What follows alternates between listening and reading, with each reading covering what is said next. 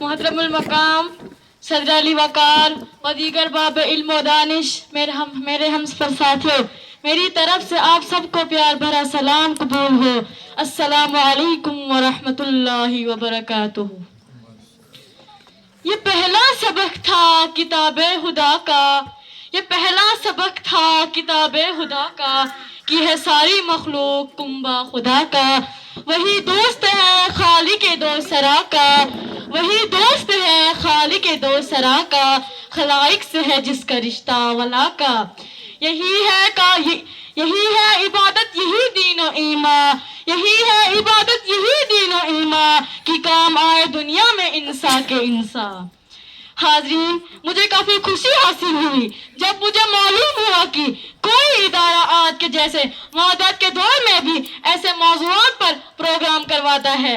میں سب سے پہلے اس انسان اور اس ادارے کو مبارکباد کہتی ہوں جس نے آج کی تقریب کے لیے ایسا موضوع چنا۔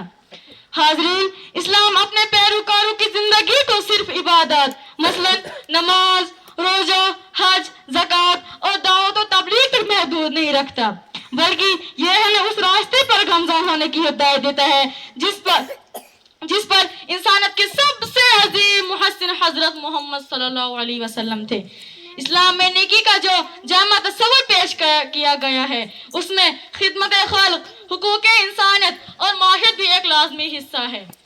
اللہ تعالیٰ قرآن میں سورہ بقرہ آیت نمبر 177 میں فرماتا ہے، نیکی صرف یہی نہیں کہ آپ لوگ اپنے منہ مشرق اور مغرب کی طرف پھیر لیں، بلکہ نیکی تو یہ ہے کہ اللہ، قیامت، فرشتوں، اللہ کی کتاب اور پیغمبر پر ایمان لایا جائے اور اللہ کی محبت میں اپنا مال قرابت داروں، یتیموں، محتاجوں، مسافروں اور سوال کرنے والوں پر خرچ کیا جائے۔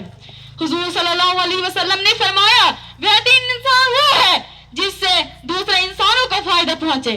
حاضرین، اگر ہم اللہ کا قرب حاصل کرنا چاہیں تو وہ ہمیں صرف اور صرف غریبوں، یتیموں اور مسکینوں کی مدد کر کے حاصل ہوگا۔ اس لیے ہم سب کو بلا لحاظ مذہب و ملت یہ کوشش کرنی چاہیے کہ ہم غریبوں، مسکینوں اور ناداروں کا خیال رکھیں۔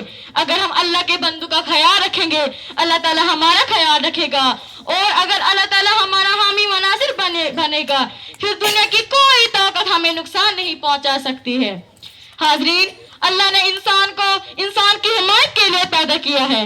انسان کے اندر اللہ تعالیٰ نے ایسی فطرت پیدا کی ہے کہ جب وہ کسی بھائی کو درد، مصیبت یا تکلیف میں دیکھتا ہے تو اس پر ترس کھاتا ہے اور فوراً اس کی حمایت کے لیے کھڑا ہوتا ہے۔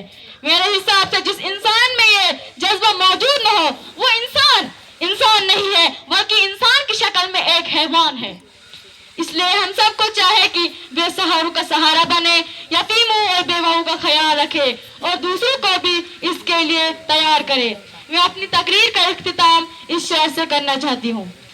درد دل کے واسطے پیدا کیا انسان کو، درد دل کے واسطے پیدا کیا انسان کو، ورنہ اطاعت کے لیے کچھ کم نہ تھے کروبیاں۔ شکریہ۔ تو حاضرین، یہ تھی